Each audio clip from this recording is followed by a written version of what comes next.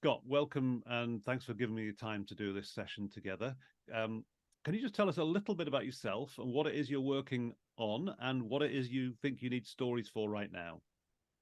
Sure. I about 5 years ago moved to Pennsylvania from out west, and found myself involved in the volunteer fire service. Um, Not really intentionally, by accident, but here I am. So it's a complex environment. The volunteer fire service. We live in a relatively densely populated township with a lot of business, manufacturing industry, and residential. Um, and we have a combination department. So there are a small number of paid firefighters that help to supplement the primarily volunteer firefighter service corps that we have. And we have been trying to make organizational changes pretty much all the way throughout the organization to recognize that a number of things have changed in the fire service. In the 1970s, in the state of Pennsylvania, there were 360,000 volunteer firefighters. Wow. Um, Um, Today, there are 32,000. okay, that's 10. And correct. Wow. And so, in the same time that we lost, the number of volunteers that we have, the population has greatly increased. The density has increased. Materials that we build our buildings with has changed significantly. It burns much quicker. It's less stable. Mm. The number of plastics we have in our homes burns much quicker. So whereas we used to have 30 minutes from the point where a fire started till it really became a fully involved fire of an entire room. Now we have usually 8 to 11 minutes. Right. So it's a significantly tough environment with significantly less people. And there was also some demographic changes in our area where primarily you used to have a lot of tradesmen and people who worked, with their hands and close to where they lived or close to where the fire station was. To today, you have far fewer tradespeople. Most people work farther away from their homes, and so responding, back in the middle of the day to a fire call is much more difficult. So it's a complex environment, and we're trying to recognize that and bring about changes. So Suppose on the positive, we'll talk about some negatives there, but on the positive, the firefighting technology has got better in that time too. yes, absolutely, the technology's gotten better. And the only challenge that brings with it is that the training to utilize that is often more complex. So 15, 20 years ago, to become a certified firefighter, Mm. you had, 2 weekends of training and maybe, a couple nights in between. Mm-hmm. Today, the program to become a certified firefighter is 200 hours. Yeah. So it's a significant commitment, for a volunteer, not only to be willing to, participate in the firehouse, but to really go to school for months. And become certified and get the knowledge on how to deal with the environment that we have today. I suppose the kind of the classic image of a volunteer firefighter in the 1970s, not only were there more people, but I suppose it was more of a, in a way, like a not quite a social club, but it's far well, it's more like that than it is today. Yes. I would say a little bit more, again, just because of how our society has changed and the number of things people are involved in, and you know, everybody's got to take their kids to, Mm. soccer and piano, and and you have less time to spend around the firehouse. I mean, I think the people who are attracted to the fire service, there's definitely still an element of, everybody hanging around the firehouse and kind of that culture that comes with it. But yeah, definitely less so. So there's a lot of change now. I'm just going to quickly flick into screen share just so people can see. So the request you made to us as part of the as your okay. So I'm just going to open up the Slack. Okay, so people can see this. So saying, okay, a newcomer, and you've got a key meeting coming up in a couple of weeks' time. Well, in a few days' time, and you said, okay, 3 points. You want to clarify and reinforce new cultural mindset.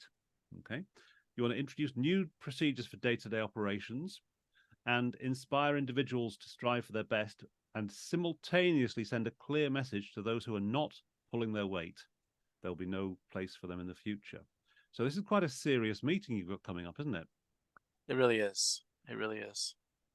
And the we had a little pre-chat before we started recording, and you have said to some volunteers so far, actually you can't carry on. So you've actually had to deliver a pretty tough message to some individuals to say you don't fit in this new world. Right. And I think one of the things that's unique about our volunteer organization versus many others is that, there's always a balance between trying to accomplish, the organization's mission and goals, and at the same time, providing value to the volunteer and cater to the volunteer's needs and desires. And the reality is, in our work, um, there really is only one thing that can matter, and that's the mission. And it can't be about this person wants to be a firefighter and they're well intended, and so we're going to try to accommodate them. We don't have the ability to do that. Either you can effectively participate in the mission or you can't, and whether you desire to or not, or you're not capable of doing it, whatever the reason, it really doesn't matter. And there's something you said, a great line you said before we started recording: the fire doesn't care. Right. Right? The fire doesn't care whether you're a volunteer or a paid member of staff. Doesn't care whether you know what your motivation is. The fire doesn't care. But I would guess I would add to that: the person whose home is on fire, Yeah. frankly, doesn't care. Right.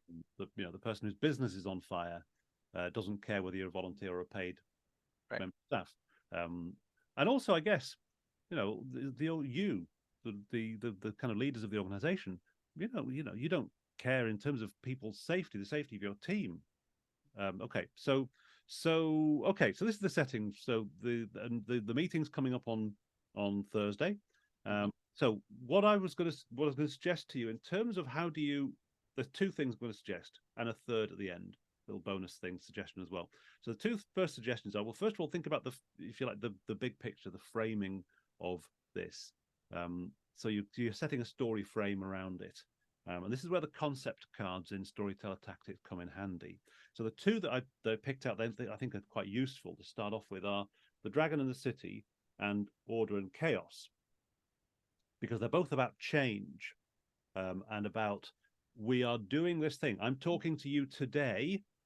Yeah, I'm talking to you today because something important is changing.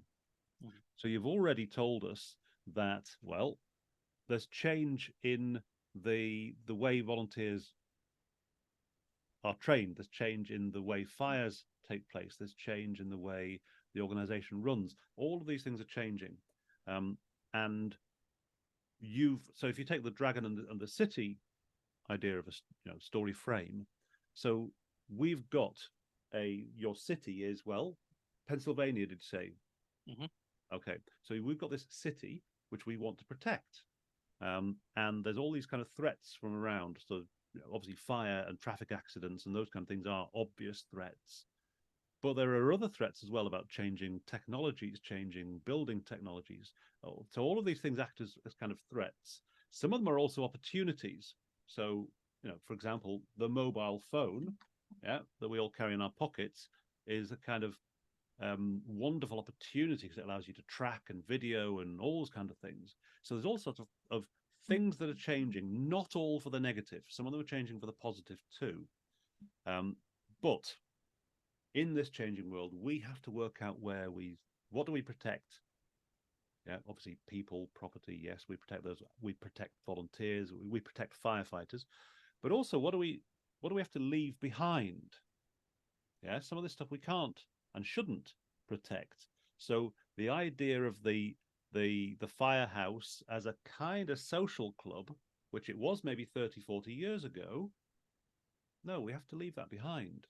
There was a line, give us again the line of, you talked about people not being in it for the right reasons. How do you describe someone who's not in it for the right reasons? So a common one is, they're in it for the T-shirt, because in the fire service, we have a lot of swag, I guess you would call it.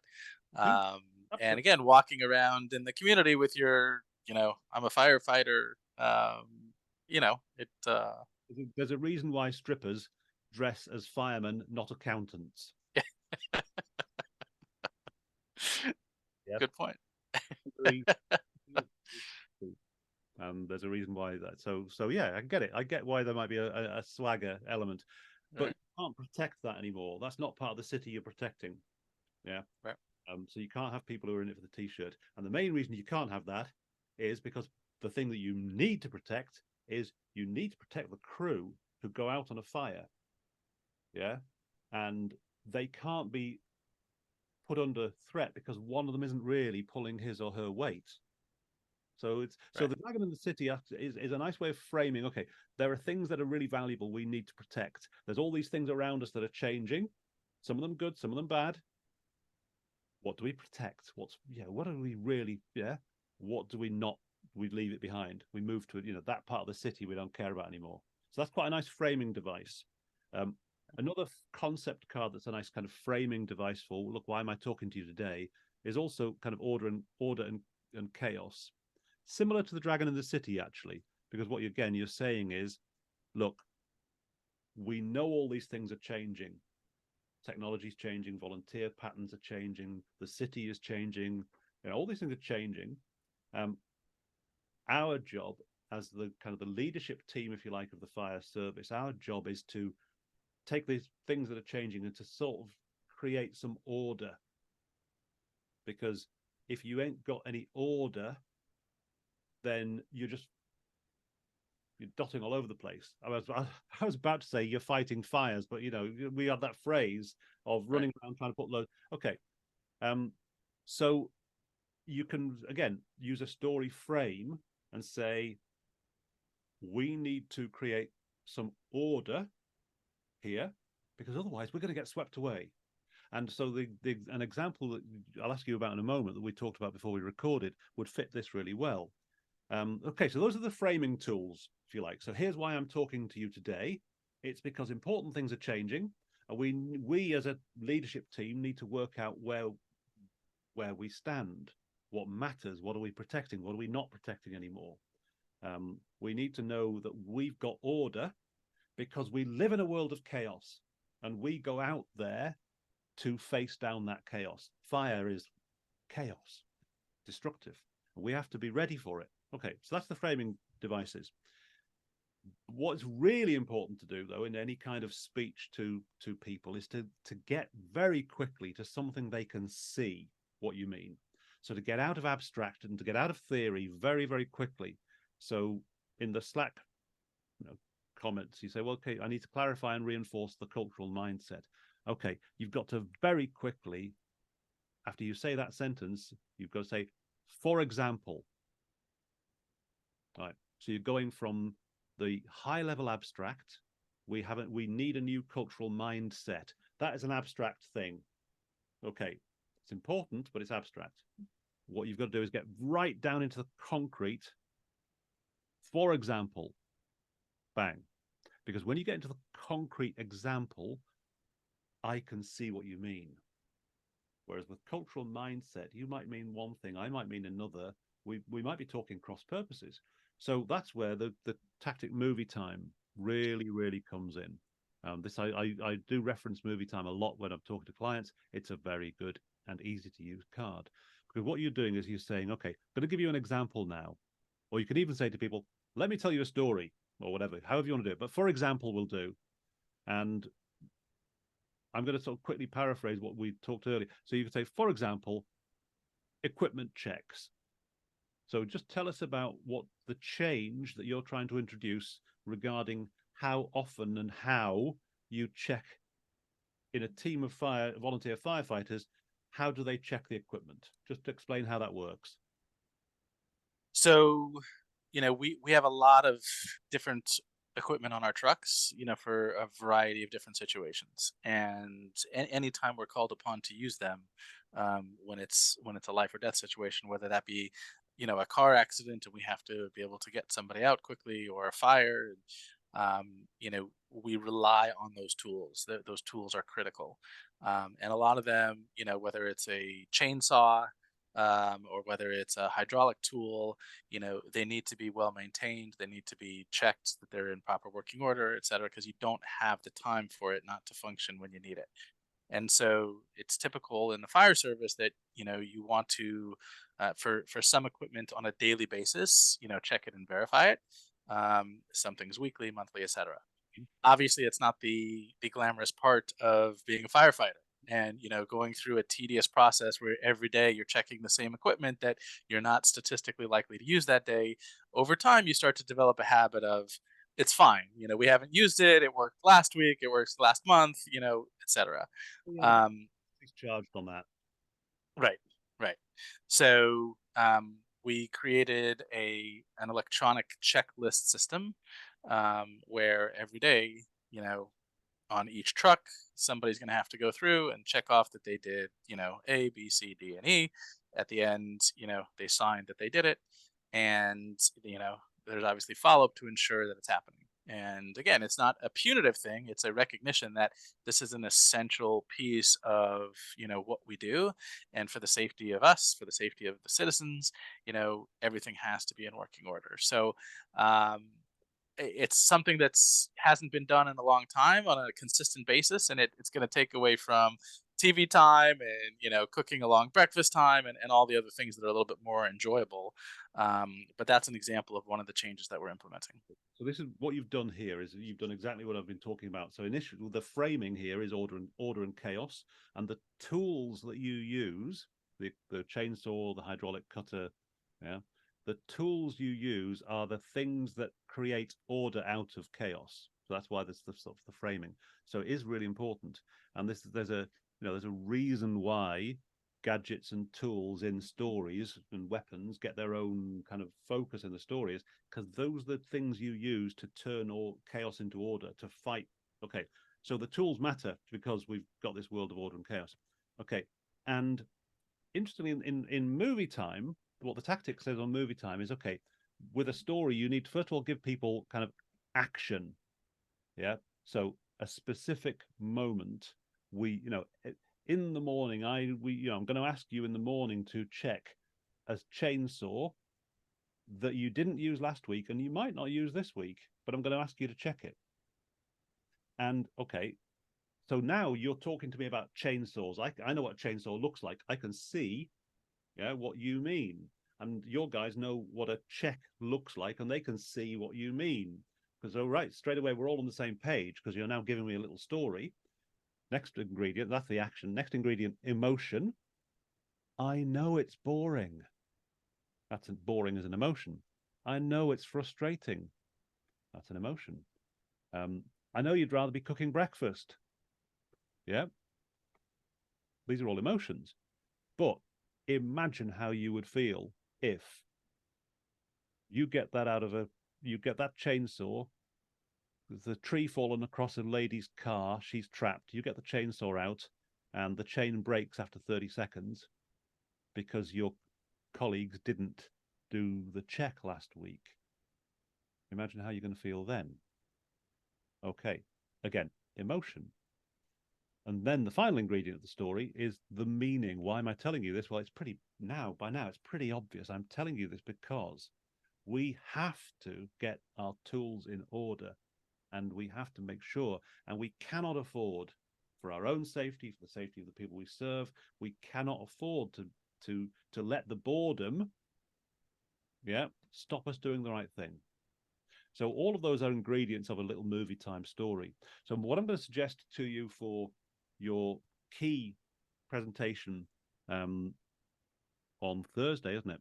What I'm going to suggest is that in your head, you identify probably no more than three of your really top priorities for the what you want people to know and to do as a result of what you're going to say to them. You need them to know something, you need them to do something. What are those things? So, for example, I need you to take this iPad, yeah, that we're going to give every station, and make sure it's boring, but I need you to make sure you do these ticks, and I need you to not just tick the boxes, but actually do the thing. So, what is it you need people to do? And you maybe have top three priorities, and then you think for each of those three, bang, bang, bang, I'm going to need a little movie time story to go with it. And that movie time story has to have a specific action moment of, look, this is what, yeah, it has to have emotion, positive and negative, and then you can give us the meaning, because that's the bit that people will be able to remember is the movie. They won't remember the abstract. If you start talking about new procedures, cultural mindsets and these abstract things, it's kind of we know what you're saying, but it's not really sinking in. Whereas you give us specific moments, we can see them. And if you talk about the emotional side of that, okay, just imagine how it would feel if you opened up the kit box and the thing you need in that moment is not ready. That really sinks in. So that's what I would suggest as your approach is it's important to think about the framing. You don't maybe necessarily need to go too much on that in terms of the way you talk to people, because they kind of get it too. They know what you're talking about. But it's important for you to know that. And then you think, right, I've got 3 things I really want them to do or say or think differently as a result of what I've said. 1, 2, 3 things, maybe 4. Each one gets its own little movie. Yeah. And it can be a movie. By the way, here's the interesting thing. The good thing about stories is the story you use can be an actual example of something that actually happened.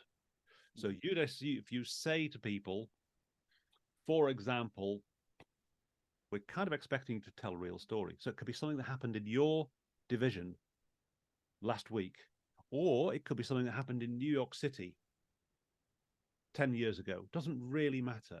As long as it's a specific moment, then we can see it. But equally, it could be an imaginary scenario that hasn't happened yet. Right? But it's the same thing. Action, emotion, meaning.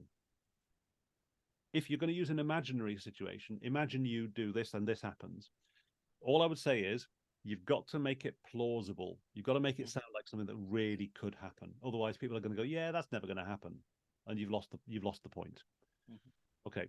So those are and then what I would say is that's the simplest way to approach it. Pick your 3 most important messages. Make sure you've got a story to go with each one. Okay.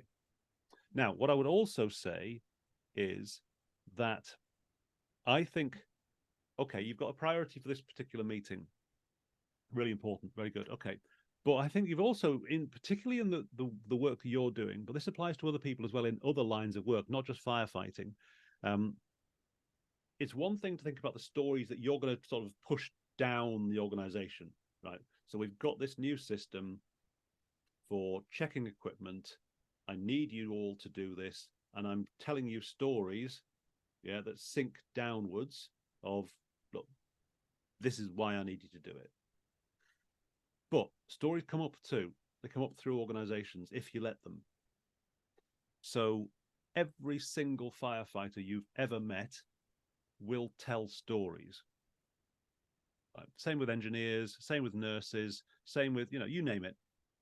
People tell stories, but they tell what we call war stories, which basically means they tell stories where something interesting happened. If nothing interesting happened, you don't tell a story about it because that's boring. So you tell stories where something either went wrong or went better than you thought or was funny because it shocked you. So those are really useful. Or another story you tell is somebody didn't pull their weight. That story goes like really flies. So someone didn't do what they should have done. That story flies. Someone found something they weren't expecting. Yep, that's a good story. These stories are bubbling around in every organization, not just in firehouses, but everywhere. These stories are bubbling around amongst the people who do the job, and it can be stories about what's happening there, or it can be over there, or it doesn't matter. They're all around, and the reason why people share them, and it's sometimes you think, oh, that's just gossip. Well, okay, they're stories. And the reason why people share them is because they're learning all the time. Yeah. And when a new volunteer joins you, he or she is just like trying to absorb as many stories as they can for the first 6 months, because they're trying to work out how do things work around here. And if you're telling and encouraging the spread of good stories, they'll pick those good stories up. If there's a kind of backstabbing, backbiting negativity, of, yeah, we don't really look, just tick the box, just tick it. Yeah, you don't have to check the chainsaw. Just say you checked it. Yeah, they'll instantly pick up on that story too. That's how culture spreads through stories. So I think it's maybe this is maybe not what you do on Thursday because you've got other things to do, but longer term is think, okay, how are these stories getting up to us? We're in the leadership team. How are we hearing these stories? Are we hearing these stories? Are we hearing the negative stories as well as the positive ones? Are we encouraging people to share stories? So there's two tactics I'd encourage you to look at. First one is called thoughtful failures. And it's basically about, okay, well, how do you, when something goes wrong, and stuff goes wrong all the time. So when something goes wrong, how do you kind of unpack that so that you find the wisdom in the mistake? Because most people don't come to work, whether they're firefighters or accountants or whatever. They don't come to work to mess up. They come to work in most cases. They come to work to try and do the right thing, and sometimes they mess up. And there's a great book by a guy called Gary Klein. I'm just going to pull off the shelf, called Sources of Power. And Klein interviews people who make decisions under pressure to find out how they make decisions. And he interviews a lot of firefighters is for part of this study. And he said he was talking to one fire chief who realized that when one of his new staff made a mistake, or one of the volunteers made a mistake, it was really useful to say to them, what were you thinking at the time you made the mistake? Not in the kind of, what were you thinking, you stupid person, not that sort of way, but no, tell me, you went into the situation expecting something and you made a mistake, so tell me, what were you expecting, what were your assumptions? Because that's really useful, because unless you tell me, I don't know. So that sort of conversation. So out of that book, Sources of Power, I wrote a card called Story Listening, which is basically about trying to figure out the wisdom in the action. So you've got people with you, who've been with you for many, many years. And if you put them on the spot and said, what makes a great firefighter? They're going to give you kind of quite a generic answer. Yep. They're not going to be able to explain really why, well, what makes you a great firefighter? It's very hard to explain because it's very hard to theorize. What you do instead is you ask them about a moment. So tell me about a moment when you were in a fire and you thought it was one thing, but then you suddenly discovered it was another. And that story will reveal the expertise, it will reveal the wisdom. But the only way of getting at it is through a story. So I would say it's useful to look at longer term. It's useful to look at those two cards, story listening and thoughtful failures, and think, right, in our organization, everyone tells stories all the time anyway. It's called gossip and everyone does it. But do we use that wisdom? Do we share it properly? And the last card I'm going to suggest you take a look at to help you with that is one that's called Story Bank. Right? And as a firefighting organization, you are actually sitting on a huge bank of stories. So where do you store them? Where do you tell them? Where do you keep them? How do you and the leadership team get to know the stories down on the grassroots? Because that's where the wisdom is. And then how do you share it? Yeah, how do you share it round? So when a new volunteer comes in, obviously they get a load of formal training, but where do they hear the stories, the good and the bad? So those are the cards I would suggest that you take a look at. Any sort of thoughts or questions? That I promise we'd try and wrap up in half an hour. Any sort of thoughts or ideas or questions? No, I mean, I think that's great. I think the challenge, and I'm sure a lot of people feel this way. Like intuitively, I feel like I'm a storyteller. Mm. When I look at an issue, I think of it in terms of what will speak to people, how will reach. But but that's different than understanding the components, that you're literally trying to accomplish. And so as I got the deck and started looking through the deck, that's where I struggled with, is trying to, take what might have been an idea that just came to me, and understanding really what is it seeking to do, and what pieces might be missing in that. And so I love the deck, but this has been great, very helpful in terms of, you know specifically kind of focusing in on those actual components to make sure that all of the elements are there, Yeah. because at the end of the day, that's what persuades. I guess ultimately this is a persuasion effort. So Also, look, so in terms of your presentation, I'd say, look, if you boil everything we've been saying down to the 60-second version, okay, so it's order and chaos to frame it. Yeah, mhm, why am I talking to you now?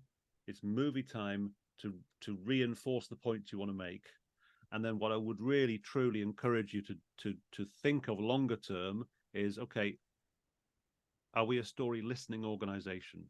Because you don't want to just be talking down to people, no matter how expert you are. You can't just keep talking. You've got to get the conversation going both ways. So I would mhm, say, yeah, 60-second version.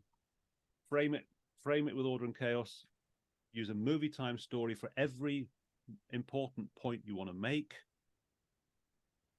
and then think about, okay, are we doing it? And even in the meeting itself, yeah, do some listening.